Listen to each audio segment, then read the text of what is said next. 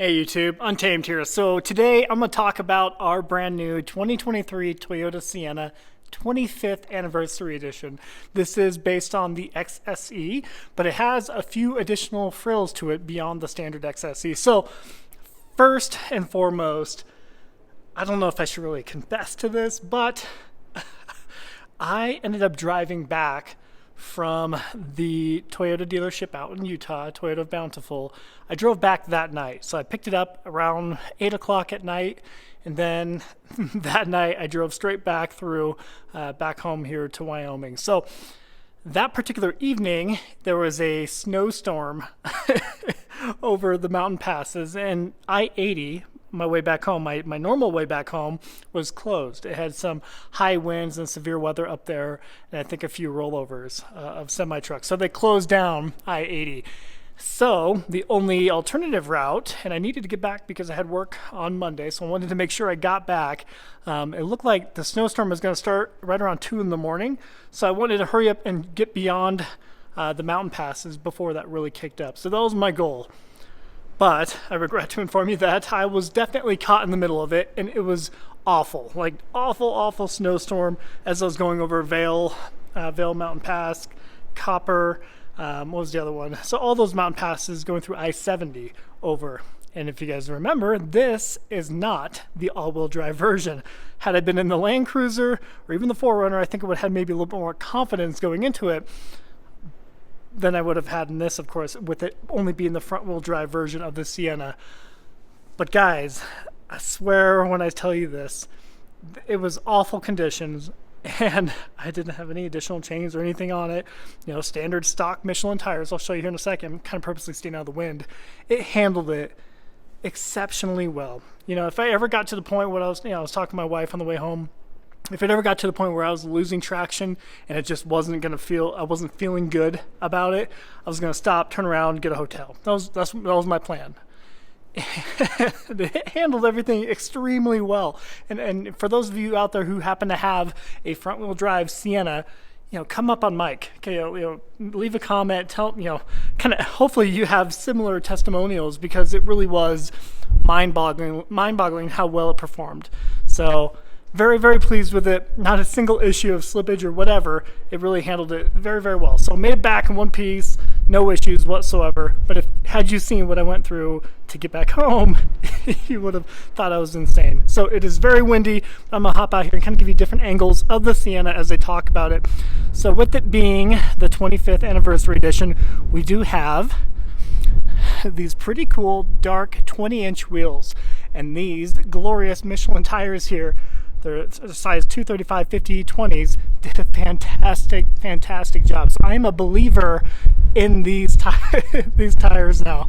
It is insane. So beyond getting back home in one piece, it did exceptionally well. The comfort in driving was absolutely second to none. So this really is extremely comfortable driving this thing. And the hybrid power delivery is so seamless. And I think that is perhaps one of the most notable things when you're driving it. Oh, excuse stuff in here. So here's the look on the inside.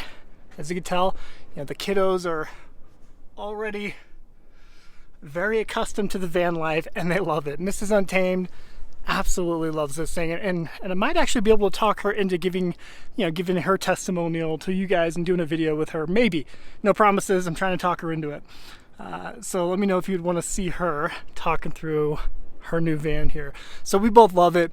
She's a huge fan of it because right up here, you are just one click away from opening or closing the sliding doors here. So when she drops off our daughter at school, she can hit the open button, and voila, look at that. And I know this is old technology at this point. I get it. That is old news for people who have had vans for the last several years. But to us, it is new, and it is exciting. I'll give you an idea of what it looks like with all the car seats in here. With the baby over there with the click-in. And two out back here. So they love it. We have the entertainment package as well. So you get the pop-down entertainment screen here where you can connect Bluetooth wirelessly with your phone and whatnot. So that's pretty cool. Pretty happy to have that too. Overall though, a ton of adjustability within these seats here. You know, all the adjustments are here on the side, of course. This one here, as you can see by the logo, is what allows you to slide back and forth. I'm not gonna do it with one hand, but you can see you can see it. So that's pretty cool. Of course, this right here is for your ottoman right up front. Kick that out. Not so much of use now while we got kiddos in car seats, but perhaps when the kids get a little bit older, that'll be a little bit better. Black headliner all throughout, which is pretty neat because oftentimes they like to throw up tan headliner, so appreciative of that. Let me hop in the driver's seat. I am a big fan of the styling, so this up front, I think that's pretty awesome. I never thought I would say this, and I kind of feel like a goober saying it out loud, but you know, even between the two vehicles here, I found myself, although it's new, to be fair, I find myself wanting to drive the Sienna just because of how comfortable it is and how easy it is to drive. Fog lights down below. A sleek looking ride. It's a lot cooler looking than the Honda Odyssey, and that was what we were really debating between. There's your 25th anniversary edition floor mats. Get out of the wind here. So there's a look at the steering wheel. Let's close this, don't mind me. So small stuff like that, you really appreciate. The small creature comforts and really comforts for the family that make it the perfect match for us. So down here is your, let me turn it on, wireless charging tray with you know, it holds it in on the sides here, holds it in well, I think. So stuff like this, you know, nobody ever really takes time to focus on these small little nuances, or these small little comforts. But this right here, like a USB port right there, as I was cruising down the freeway and, you know, trying to look for it, navigate. I didn't know where everything was when I was driving it, so I was kind of learning it on the go. And as I was kind of looking around, that was like the most natural spot for me to reach to, and it was perfect. One thing that took some getting used to is the gauge setup, right? So you got the fully digital display there in the middle, high resolution, that looks great. But then two analog gauges on the left and right there. This is what takes some getting used to. So it's kind of interesting so the engine is running right now. When we're in the green, that is when you're kind of in the hybrid mode, if you will. So between your you know, the hybrid battery pack powering the vehicle as well as the engine itself, the 4-cylinder engine. When you're over here, that's when you're like on throttle, you know, getting up to speed for the freeway. That's when you're powering the full power, if you will. But most oftentimes when you're on the freeway, you're right around here, unless you're going downhill or with the tailwind, you're right there in just strictly the battery power, which is really cool. But it takes some getting used to, because I'm used to seeing, like most of us, RPM gauge there, right? So really cool.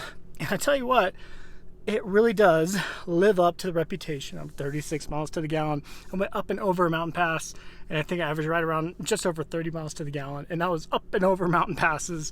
And so driving around town, regular driving, we're going to be easily averaging closer to that 36 miles to the gallon.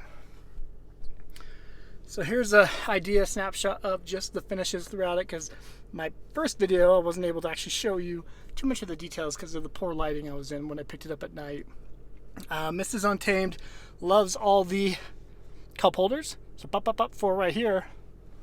Pretty easy. So kind of a unique thing. This is, I think, to kind of hang your purse or hang a bag, whatever you have.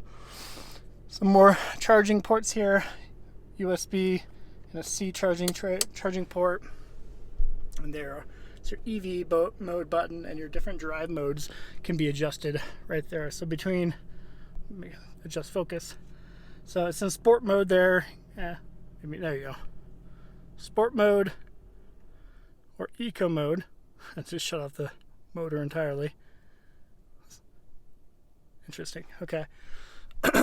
Hazard button right there. Let's bring it back to see it better. This all right here, it could be better for sure, because it does feel kind of like the dated system that you'd find in like the 4Runner, for instance. Nothing compared to what was in the Sequoia TRD Pro and the Tundra TRD Pro that I had, the 22 and 23, or excuse me, both 2023s. So this is maybe one step behind that, but still, you know, still plenty good. It didn't have wireless CarPlay. I only had it when I plugged in to where that worked. So something of note, because I know wireless CarPlay is a big deal for a lot of folks. And perhaps it does. I need to maybe double check, but that's when it worked for me, when I had it plugged in. So here are the seats, give you an idea, just that leather with kind of like the white underlay all throughout. They are heated and ventilated, so that is something unique for the 25th anniversary edition over the standard XSE model. So of course this is your cooled, the fan's firing up, or bumping it over to the heat, of course. So pretty straightforward. All the climate controls are easy, within reach, and they have, you know, physical, you know, little buttons here or levers where you can pop up and down kind of thing. So very easy to control, very simple to use. With it being a van, you have a very large, well, I can't even reach to the front one, I got little arms too, but you got the very large dash here. And, well, how about this? Kind of an old school thing. There's me. And so you have kind of like that 360 view, a little mirror there, which is interesting. Outside of that, you got your standard sunroof. Open that up for some better light in here. But like I mentioned in my original video, this is all flat right here, so super easy for the kiddos to jump in and, you know, run back there, get to their back seats. Super, super convenient. With it being the 25th anniversary edition, you have the gray, oh, excuse me, sorry guys. You have the gray stitching all throughout. Show you this right here. Pop that button. Here are the headsets, by the way. We haven't tinkered with those just yet, but the headset set, wireless headsets that will go toward the entertainment system here, part of that package. Comes with 2 of them. And some more USB-C charging ports right here. So no shortage of charging and no shortage of cup holders as well. So you got 2 more down there, by the way. And of course, in the door pockets, you get them as well. So plenty of storage here. The one thing that both my wife and I are like, what the heck about, is, for a good reason, is we have this giant, you know, 1/4 acre of space down here. Don't mind the mess, but this giant cubby underneath. So you kind of like go through right there. You know, you can throw, if you have a, like, for the ladies out there, got a smaller purse, you can throw it there. But, and the good news is, it has a rubber flooring right there.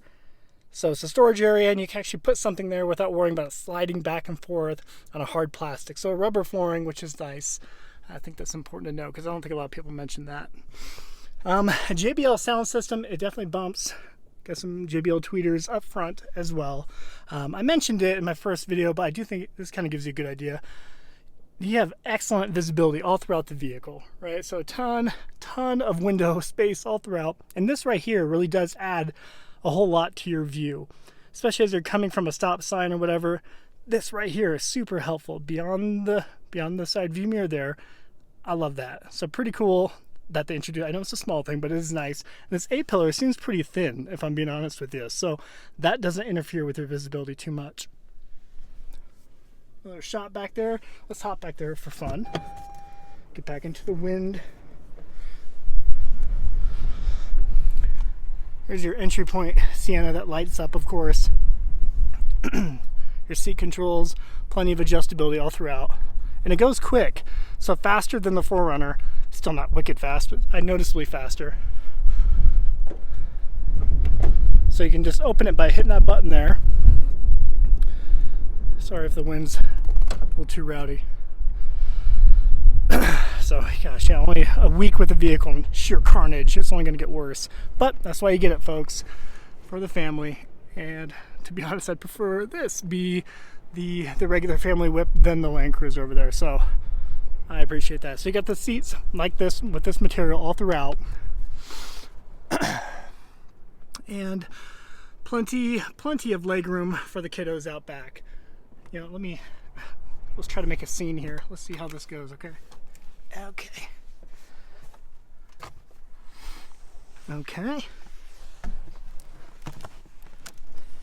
So I'm 5'9", and I got maybe a couple inches above my head up top here. So that's me sitting right here in the middle, of course. Here's your more charging ports back here with your volume control for the entertainment system. And more cup holders, 2 cup holders back here on each of the sides.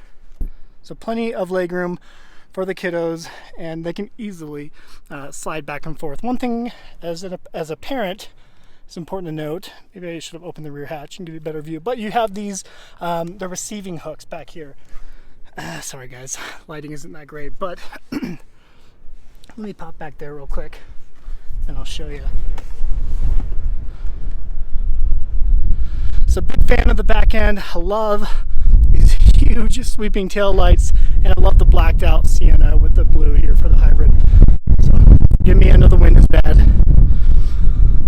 How about that? So we can actually fit it back here without it falling out when you open it. This is nice. So we appreciate that.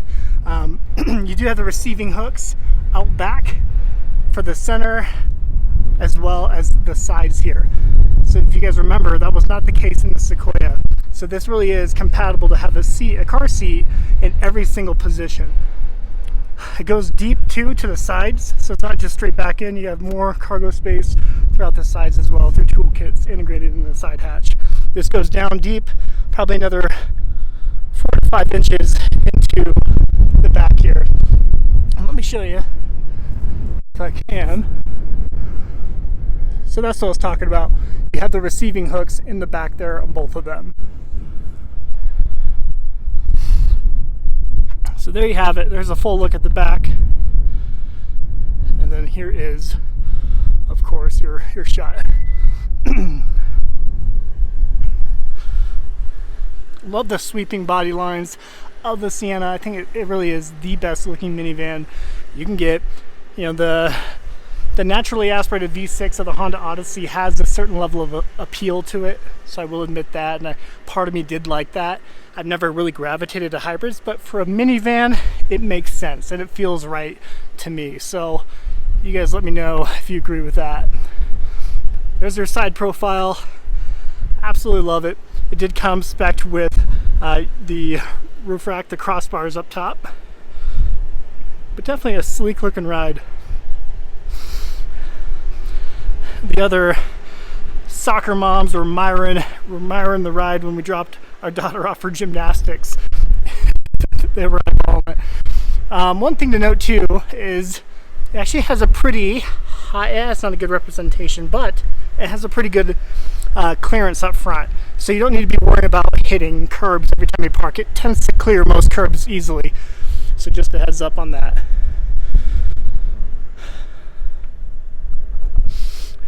Does have the black mirrors, of course, and the blind spot monitor detection right here as well that lights up for you. And the whole thing will dim down if it's real late at night and dark outside. The whole thing will dim for you if you have a person driving behind you with their brights on or whatnot. So something to note, of course, and with defrosters as well. Kind of step out of the wind. So there's a lot that we love about this thing. I haven't found something that we dislike, honestly. You know, but with that in mind, like, we love it for what it is, right? And I think that's the most important thing. A lot of people are like, yeah, why don't you just get a Grand Highlander? I mean, you could. I mean, I'm sure I would love the Grand Highlander just as much, but I don't know. I mean, if it is supposed to be a family hauler, the minivan really makes sense. You can push those buttons. They slide open the doors, especially in windy Wyoming here, as you see. You don't have to worry about the kids opening the door and the door flinging open into the car next to you, stuff like that. Those small conveniences really start to add up with this thing, and it feels right. So we love it, absolutely love it, but you've heard me say that before. I understand, but this is a very exciting vehicle to have. Fuel economy is excellent, and the turn radius is phenomenal. Nobody really talks about that either, but you can turn this thing on a dime, and it feels awesome. So I've geeked out plenty. Hopefully some of you can appreciate this video. Of course, I'll do more specific, more pointed videos in the future as we move forward, but I want to kind of give that overarching first impressions video of it. Very pleased with it and extremely happy with how it performed in the snow, being a front-wheel drive vehicle. So pretty cool. Appreciate you watching as always. Till next time.